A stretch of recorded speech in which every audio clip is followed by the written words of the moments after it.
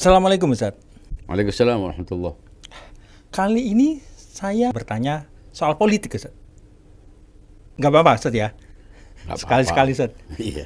Karena saya juga pengen tahu perspektif Ustadz terkait politik di Indonesia Ustaz. Nah, Oke. Pilpres masih lama, masih 2 tahun lagi. Tapi ada salah satu partai, Partai Nasdem, itu sudah mencalonkan Anies Baswedan. Orang menyebutnya seperti curi start, atau ada juga yang menuduh tipu muslihat. Itu bagaimana Ustadz memandang persoalan ini Ustadz? Ya, bismillahirrahmanirrahim. Ya memang mungkin bagi orang yang tidak berada dalam partai itu atau tidak menjadi bagian dari circle elitnya, mungkin menganggap itu sebagai sebuah kejutan gitu. Dan ketika yang dicalonkan itu adalah orang yang mungkin selama ini diidentikan atau disebut-sebut minimal oleh banyak influencer, buzzer, orang menyebutnya YouTuber tertentu, beberapa YouTuber tertentu sebagai orang yang lekat dengan politik identitas karena pengalaman Pilgub DKI yang lalu, sehingga sebuah partai yang selama ini dikenal nasionalis justru mengangkat seseorang yang ya tadi itu saya katakan identik dengan kelompok Islamis lah. Bagi saya sebetulnya dalam politik itu tidak ada yang permanen. Dan tidak mengejutkan sebetulnya partai ini kemudian dulu juga begitu, ada seorang calon presiden yang dari partai nasionalis juga latar belakangnya bukan seorang Islamis tapi didukung oleh kelompok Islamis ketika berhadapan dengan kontestan lain, calon lain. Jadi sebetulnya ini tidak ada yang permanen dalam pentas politik itu. Apapun akan dilakukan, apapun akan digunakan untuk mendapatkan dukungan, untuk meraih kekuasaan. Jadi tidak fair kalau kita menganggap satu kelompok atau figur tertentu itu identik dengan politik identitas. Karena yang bisa menggunakan politik identitas itu siapa saja. Kadang orang yang tidak Islamis malah menggunakan simbol-simbol Islam. Partai Demokrat itu pernah menunjukkan keberatan terhadap capres yang sebetulnya nasionalis tapi dianggap mengeksploitasi simbol-simbol agama. Kita masih pernah dengar itu. Jadi yang bisa menggunakan politik identitas agama itu sebetulnya tidak hanya satu kelompok, tidak hanya satu partai. Bisa kelompok itu atau partai itu nasionalis, platformnya nasionalis, tapi juga bisa menggunakan politik identitas. Apalagi politik identitas itu tidak hanya agama sebetulnya. Siapapun yang berusaha mengidentikan gerakan politiknya dengan satu kelompok, dengan satu keyakinan, dengan satu tipe tertentu, itu namanya identitas. Jadi kalau identitas itu diidentikan dengan agama, dengan Islam, itu menurut saya tidak fair. Orang menggunakan politik identitas dengan bermacam-macam. Jadi mengapa partai itu mencalonkan seorang yang bukan dari partainya, bukan kadernya, bahkan bukan ketua umumnya? Menurut saya dari semua partai-partai ini, salah satu partai, mungkin ada 2 partai yang konsisten untuk tidak menggunakan, tidak memajukan ketua umumnya, juga tidak mematok bahwa calonnya dari kadernya. Dan itu sudah terbukti. Terlepas apakah kita mendukung atau tidak, apakah pilihan politik kita akan suara kita akan kita berikan atau tidak, itu kan hak setiap orang. Tapi faktanya di antara semua partai-partai ini yang mencalonkan gubernur DKI yang dianggap identik dengan kelompok politik kelompok Islam ini adalah partai yang selama ini tidak pernah mencalonkan ketumnya, juga tidak membatasi calon dari kadernya. Baik Ustaz. Penjelasan dari Ustaz tadi mengingatkan saya pada kata-kata yang mengatakan tidak ada kawan dan lawan yang abadi di politik Ustaz. Faktanya begitu. Artinya kita tahulah orang yang mungkin berseteru dalam kontestasi politik. Sekarang kita lihat presiden dan salah satu menterinya adalah lawan saat berkampanye. Tapi saat ini semuanya bisa bergabung. Dan bagi saya memang politik dalam fakta kehidupan kita itu bukan teologi, bukan agama. Ia ditentukan oleh prinsip-prinsip keuntungan, pragmatisme. Makanya sifatnya dinamis, relatif, selalu berubah.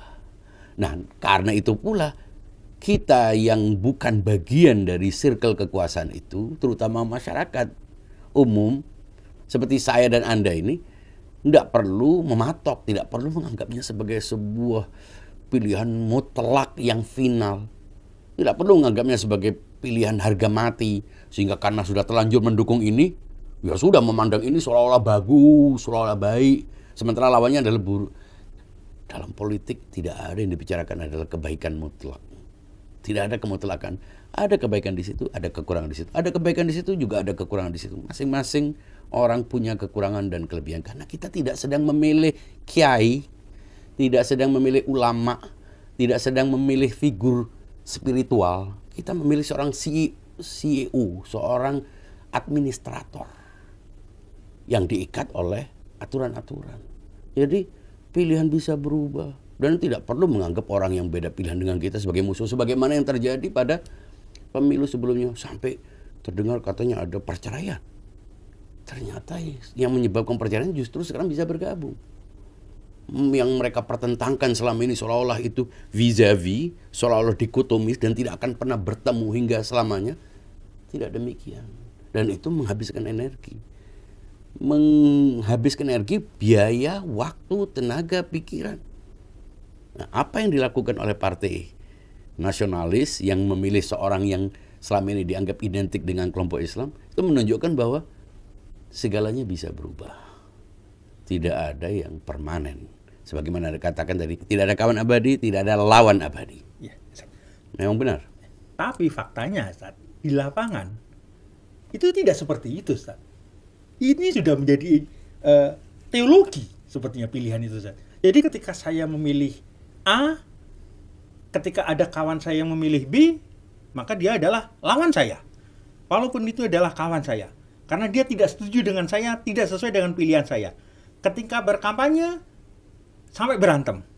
Nah, ini apa penyebabnya, Ustaz? Mengapa masyarakat seolah-olah tidak seperti yang kita sebutkan tadi, bahwa tidak ada musuh abadi, tidak ada kawan abadi. Ternyata di situ menjadi abadi semua, Ustaz. Kawannya abadi, musuhnya jadi abadi, Ustaz. Bagaimana, Ustaz? Itu kan korban kampanye.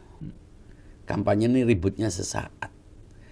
Yang ribut memang ketika tanding ribut, tapi setelah siapa yang menang siapa yang kalah kan, kalau kita melihat petinju-petinju profesional, mereka berangkulan. Nah, justru yang tidak ikut tinju, yang duduk di tempat penonton itu justru yang ribut. Padahal petinjunya, dua petinju yang padahal waktu bertinju itu sangat sepertinya ingin saling membunuh, tapi mereka berangkulan dan ini semata-mata adalah sebuah kompetisi. Nah, mengapa sampai terjadi polarisasi dan kebencian? Ternyata ini sudah bukan persoalan politik. Masyarakat menganggapnya ini seolah kesempatan untuk menegaskan identitas. Dan biasanya menegaskan identitas itu memperkuat psikologi sosialnya dengan melawan kelompok lain. Tanpa ada kelompok lain yang dilawan, mereka merasa tidak bisa menegaskan identitasnya. Jadi kebanyakan orang menegaskan identitasnya justru dengan menegasi kelompok lain. Padahal tidak mesti begitu. Anda bisa menegaskan identitas Anda dengan menghargai identitas orang lain. Anda bisa menegaskan pilihan Anda dengan menghormati pilihan orang lain. Ini bukan dalam politik. Dalam agama pun demikian. Anda memilih agama, orang lain memilih agama yang berbeda, Anda hormati karena setiap orang itu punya hak.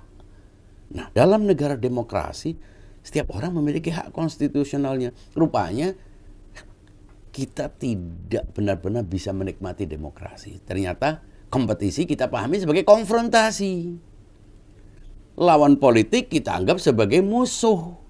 Padahal itu hanya kontestan politik yang berbeda.